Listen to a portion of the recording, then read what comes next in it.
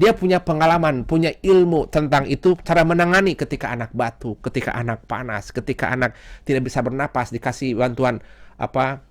Karena ada pengetahuan, maka rasa gelisah sedikit terobati dengan rasa tenang. Kenapa? Karena ada ilmu.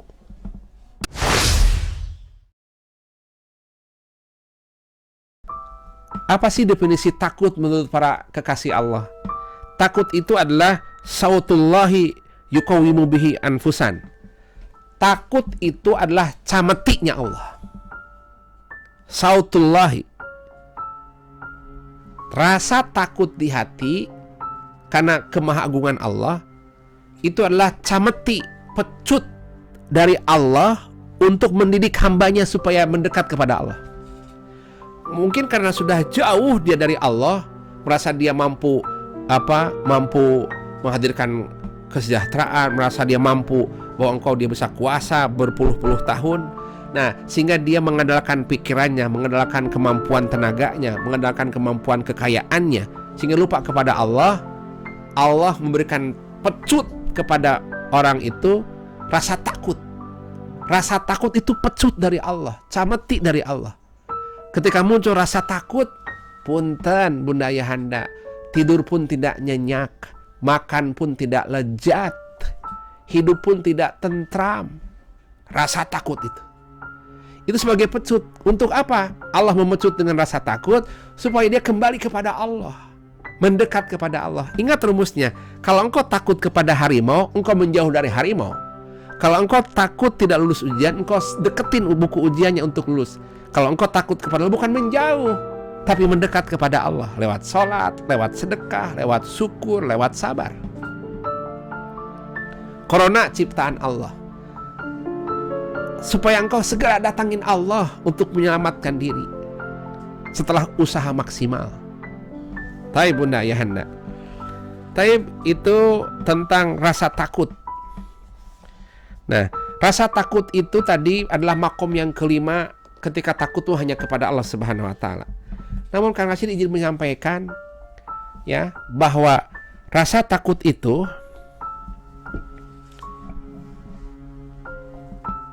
harus dikelola hanya bawa kepada Allah Subhanahu wa taala.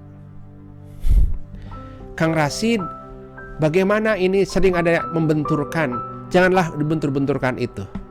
Karena maaf sekali, agama itu punya tujuan 3. Hadirnya agama di muka bumi ini punya 3 tujuan, punya 3 maksud, namanya maqasid syar'i. Apa Kang Rashid tujuan hadirnya agama? Bunda Ayahanda mohon dipahami bahwa agama itu hadir ya untuk 3 tujuan dan 3 maksud. Yang pertama adalah hifdzul din atau hifdzul akidah, menjaga keyakinan, menjaga kepercayaan dan menjaga keimanan. Di lubuk hati orang-orang yang beriman, sekali la ilaha illallah tetap la ilaha illallah Muhammadur Rasulullah.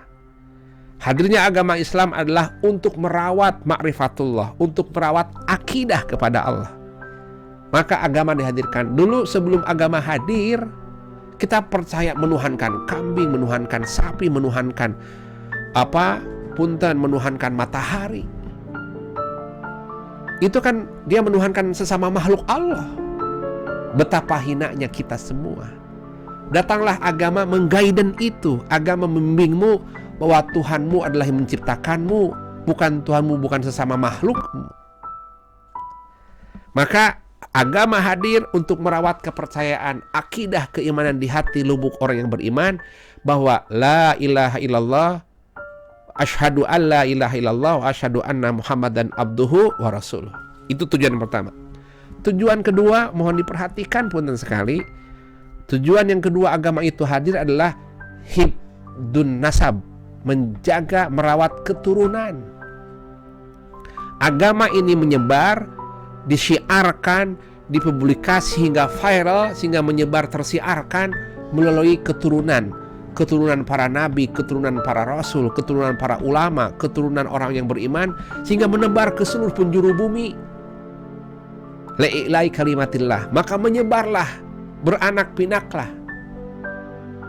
Karena bapaknya Abul Khair, ibunya ibu baik, melahirkan anak-anak baik, menebarkan kebaikan. Maka hifdun nasab, merawat keturunan itu adalah maqasid syar'i, tujuannya hadirnya agama. Bahkan punten, tujuan menjaga keturunan menjadi hukum yang pertama. Lihat pertama ketika Nabi Allah Adam alaihissalam dinikahkan dengan Sayyidatina Hawa, itu namanya hifdun nasab, merawat keturunan. Itu adalah syariat yang pertama turun, adalah syariat menikah. Maka agama mengecam betul perzinahan, karena zina itu memutus mata rantai keturunan. Yang tadinya anak menjadi terputus. Jadi anak siapa? Bapak biologis atau bapak? Punten sekali. Maka tujuan yang kedua adalah hifdun nasab, merawat keturunan. Lihat Nabi kita Nabi Muhammad sallallahu alaihi wasallam menebarkan Islam rahmatan lil alamin berkat keturunan Nabi Ibrahim. Nabi Ibrahim memiliki putra namanya Nabi Ismail. Nabi Ismail melahirkan cucu-cucunya kepada Nabi Muhammad sallallahu alaihi wasallam. Ini berkat keturunan orang yang mukmin, melahirkan anak yang mukmin, melahirkan cucu cicit yang mukmin, melahirkan generasi yang mukmin. Ini berkat keturunan. Dua.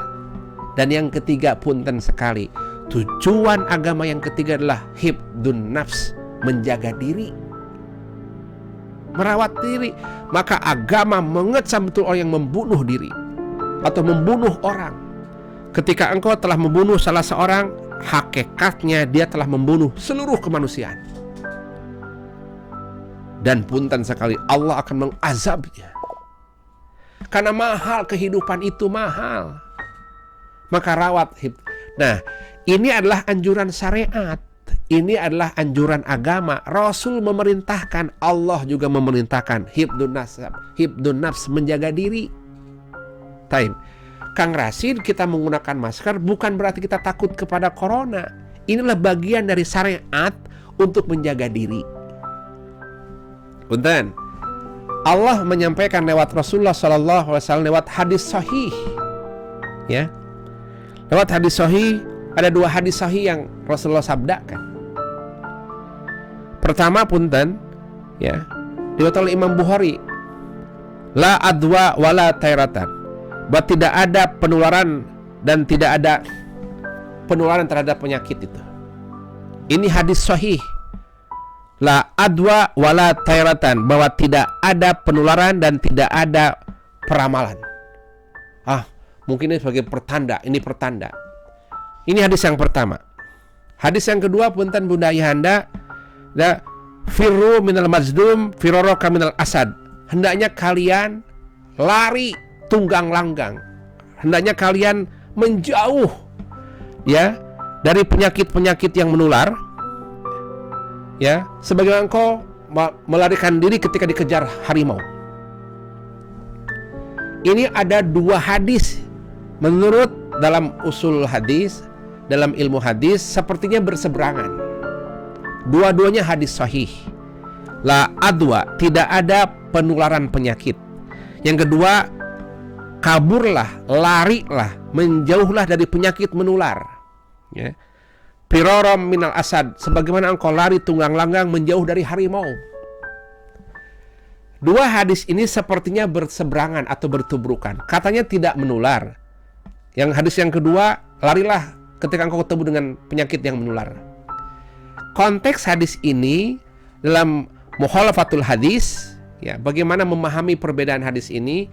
Para ulama tafsir ketika saya dengar dari guru kami di Al-Azhar University, beliau menyampaikan hadis yang pertama itu adalah lisannya Rasulullah kepada orang-orang musyrikin. Kenapa? Orang-orang musyrikin saat itu menyampaikan bahwa ini hancur nih gara-gara penyakit ini. Bahwa kadang dia menuhankan hewan-hewan yang bisa mendatangkan senjata, bisa mewabahkan sesuatu, dia menjadikan Tuhannya. Dia berkeyakinan bahwa penyakit itu menular, sehingga dia menuhankannya. Jadi sebuah kekuatan. Mungkin kalau sekarang mah ada laboratorium yang hadir di kawasan China atau di mana saja, dia di laboratorium itu menganalisa berbagai virus dan bakteri untuk menjadi senjata. Nah, Nabi mengatakan kepada mereka itu yang berkeyakinan bahwa penyakit itu bisa jadikan senjata atau mereka bahwa penyakit itu menular, Nabi mengatakan la adwa, tidak ada penyakit yang menular. Tidak ada penyakit yang menular. Itu mau mematahkan keyakinan orang-orang musyrikin itu. Memang sejatinya penyakit itu tidak menular. Penyakit itu dengan sendirinya tidak menular. Tetapi kalau penyakit itu ketemu inang, ada yang membawa, maka dia yang menularkan. Contoh, yang membawakan itu adalah angin, kalau sehingga terjadi flu, atau yang membawakan itu seperti inang manusia dengan sesama manusia, berarti transportasi bakteri itu adalah manusia itu sendiri menyebarkannya. Tetapi punten, penyakit itu sendiri dia tidak bisa menularkan dengan sendirinya. Maka dia mengatakan la adwa, tidak ada yang menular dengan sendirinya itu penyakit, kecuali ada transportasi yang membuat ini penyakit jadi pindah. Taib. Maka Nabi mengatakan la adwa, tidak ada penularan. Itu untuk mematahkan keyakinan keimanan orang-orang musyrikin. Hadis yang kedua datang, firru minal majdum kama tafiru minal asad. Tetapi ketika engkau ketemu penyakit yang wabah seperti taun, seperti flu burung, karena terjadi penularan lewat mekanisme lain, entah lewat burung, entah lewat babi, entah lewat tikus, atau lewat kelelawar, maka engkau menghindarlah seperti engkau kabur dari singa. Ini adalah satu upaya Nabi bahwa kita wajib menjaga diri. Nah, oleh karena itu punten Bunda Ayahanda, yuk kita mohonlah kepada Allah, semoga keterjangkitan ini segera diberhentikan. Kalau tuh ada pandangan para pakar, apakah mungkin ini disengaja supaya nanti laku itu virus atau vaksin pengobatan itu. Nah, wallahu a'lam. Namun kita mohonlah saja kepada Allah, jangan sampai takut ini menjauhkan kita dari Allah Subhanahu wa taala, menggerus. Semua itu adalah dikendalikan oleh Allah Subhanahu wa taala. Tapi Bunda Ayahanda, dari situ Kang Rashid ingin mencoba memberikan satu kesimpulan. Semoga kesimpulan ini bisa membuat kita menjadi tentram adanya. Apa kesimpulannya? Dari definisi awal bahwa takut itu adalah gelisahnya hati tentang masa depan. Kenapa kita gelisah tentang masa depan? Karena kita belum mengetahui tentang apa yang terjadi di yang akan datang itu. Takut mati, takut miskin, takut tua. Karena memang dia belum tua. Takut mati karena dia belum mati. Jadi dia gelisah tentang masa depan. Pertanyaannya, obat gelisah ini adalah pengetahuan atau ilmu. Maka salah satu bisa menggaiden rasa gelisah itu adalah ilmu. Bisa menggaiden rasa gelisah itu. Apa ilmu itu? Contoh. Ketika engkau bagaimana lepasnya ruh dan jasad, bagaimana kematian itu tiba, maka ketahuilah tentang apa itu kematian. Allah memberikan pengetahuan tentang kematian. Kullu nafsin dha'iqatul maut. Setiap yang bernyawa pasti akan merasakan kematian. Semakin mengenal tentang kematian, semakin mengenal tentang apa itu akhirat, maka engkau bisa mempersiapkan diri. Tidak ada rasa gelisah lagi. Karena Allah memberikan pengetahuan tentang akhirat, Allah memberikan ilmu tentang kematian, Allah memberikan figur-figur contoh para nabi, para solihin, para anbiya tentang bagaimana menyebut kematian. Setelah mengenal, karena kematian belum kita rasakan, tapi setelah ada ayat Allah, firman Allah yang memberitakan tentang kematian, yang memberitakan tentang alam akhirat, dan yang memberikan tentang alam barzah, maka punten kita bisa mempersiapkan diri karena punya pengetahuan. Jadi rasa gelisah tadi sedikit terobati, maka muncul rasa tentram. Apa tentramnya? Kita mempersiapkan bekal. Contoh saja, Seperti seorang ibu ya, yang sudah memiliki anak, katakan 3 orang.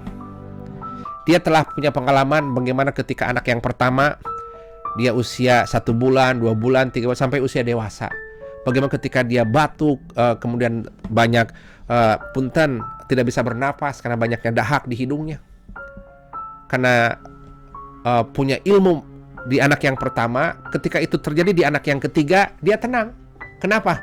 Dia punya pengalaman, punya ilmu tentang itu, cara menangani ketika anak batuk, ketika anak panas, ketika anak tidak bisa bernapas, dikasih bantuan apa?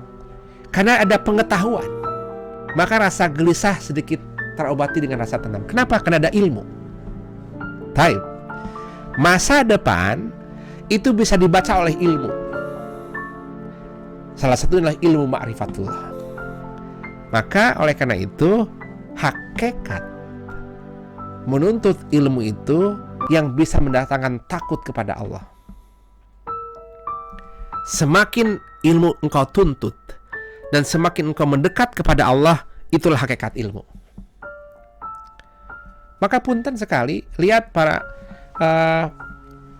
nabi dan para rasul, juga para ulama kita, orang tua kita memberikan contoh tenang berhadapan tentang kondisi saat ini. Dia tenang.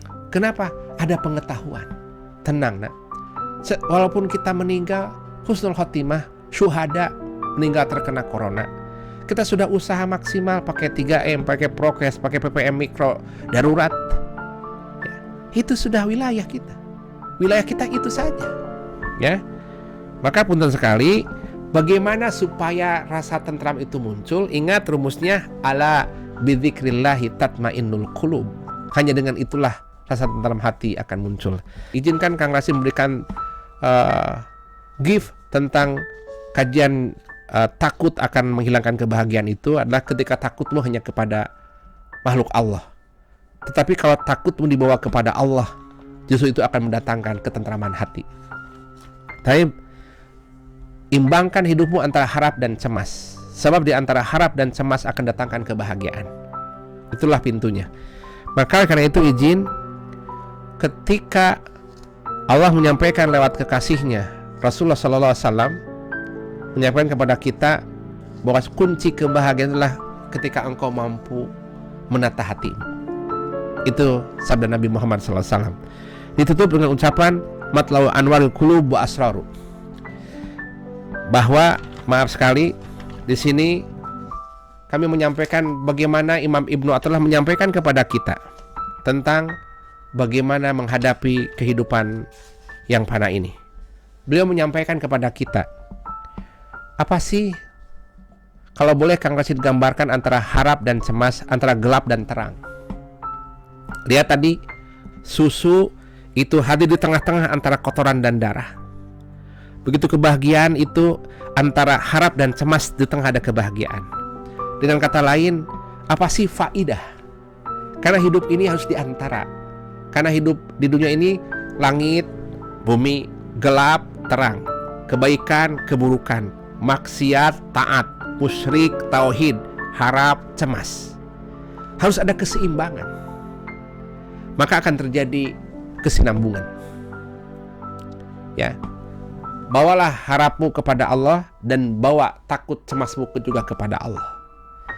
Kalau boleh Kang Rasim menyampaikan satu ungkapan dari sabda Imam Ibn, dari ungkapan kekasih Allah Imam Ibnu Athaillah As-Sakandari. Ia menyampaikan, rubbama afadaka fi lailil qabdi malam tastafid fi israqin nahari al-basti la tadaruna ayyuhum aqrabu lakum naf'a.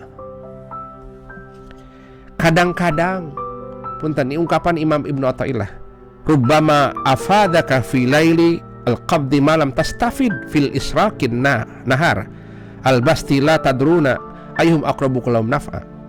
Kadang-kadang, punten sekali Bunda Ayahanda, kadang-kadang engkau mendapatkan faidah, mendapatkan manfaat di kala kelamnya malam. Akan terasa manfaat justru pada kadang-kadang pada saat engkau dalam kegelapan, pada saat musibat menimpa, baru merasakan kebahagiaan, ketenangan. Apa yang tidak engkau peroleh faedahnya di waktu hari terang benderang. Kalian sendiri tidak dapat mengetahui mana yang paling berfaedah bagimu. Ya. Maka punten, kadang ketika engkau sibuk di waktu siang hari, tak terasa nikmatnya matahari terbenam, semburat cahaya hangatnya matahari tak terasa karena kesibukan di siang hari. Tapi ketika engkau hadir di malam hari, kau merasakan tentramnya malam yang dingin, malam yang tenang, hening. Baik. Itu mau menunjukkan bahwa kadang kita bisa mendapatkan faidah di tengah gencarnya ketakutan. Ya. Itu bisa mendatangkan berbagai macam manfaat. Karena pada saat itu engkau lebih dekat kepada Allah. Engkau lebih dekat kepada Allah. Maka ada seorang penanya yang datang kepada Syekh Jalaluddin Ar-Rumi menyampaikan, Allah itu maha lembut atas penciptaannya. Dan hakikat kemahalembutan Allah tidak engkau bisa temukan. Contoh saja, nafas. Nafas adalah ciptaan Allah. Tak akan nampak kelembutan nafas itu kecuali pada saat engkau pada musim dingin. Punten, pada musim dingin, pada saat katakan 5 derajat Celcius kedinginan, ketika engkau bernapas, itu napas kelihatan karena pekatnya udara dingin. Ketika engkau bernapas kelihatan itu napas udara, ya, hembusan napas yang engkau keluarkan dari lisanmu ketika menghembuskan udara keluar di waktu musim dingin itu kelihatan kabut asapnya itu. Tapi kalau di musim panas, napas itu tak kelihatan ketika kita hela nafas karena ada panasnya udara. Bukan berarti pada saat dingin ada Allah, pada saat panas tidak ada Allah. Kenapa gitu? Karena napasnya nggak kelihatan. Punten, kadang punten sekali pada saat ketakutan menerjang, rasa kemahadekatan Allah kepada kita itu terasa sekali. Allah menenteramkan kita, Allah menggaiden kita, Allah memberikan rasa tentram di hati kita, itu terasa. Tapi pada saat kebahagiaan memuncak, pertolongan Allah itu tak terasa. Ya, mudah-mudahan Bunda Ayahanda bisa mendapatkan berbagai makna, berbagai hikmah, jannatul makna, surganya makna di balik peristiwa rasa takut ini. Punten sekali, takut dan harap harus seimbangkan. Ya, dan bawa takut ini kepada Allah Subhanahu wa taala. Salah satu caranya adalah ma'rifatullah. Takut itu adalah gelisahmu tentang masa depan, karena engkau tidak memiliki pengetahuan tentang masa depan, masa tuamu, masa kematianmu, masa miskin dan kayamu, kan itu masa depan. Namun ketika engkau memiliki ilmu, belajar dari ma'rifatullah, lambat laun rasa gelisah itu terobati sehingga muncul rasa tentram, muncul rasa tenang akibat ilmu ma'rifatullah. Selamat terus menuntut ilmu, mendekat kepada Allah. Semoga kita terbimbing gelisah ini untuk dibawa kepada Allah Subhanahu wa taala. La haula wala quwata illa billahil alil azim. Mudah-mudahan ada manfaatnya. Selamat bergabung lagi di malam Jumat yang akan datang dan di Sabtu yang akan datang, yaitu kuliah duha di YouTube Kang Rashid Official atau Facebook, Instagram, dan juga di Mosfeed. Semoga bisa dinikmati berbagai acara, berbagai kajian untuk menambah wawasan keagamaan kita sehingga kegelisahan kita bisa terobati, sehingga mendatangkan ketentraman jiwa dan bisa hidup dengan tumakninah, mawaddah, warahmah, sakinah, tentram dunia dan akhirat dan sentosa. La haula wala quwata illa billahil alil azim. Hatur nuhun, semoga ada manfaatnya. Kita tutup dengan keparat majelis. Subhanakallahumma wa bihamdika asyhadu an la ilaha illa anta astaghfiruka wa atubu ilaik. Baca wal asri, bismillahirrahmanirrahim.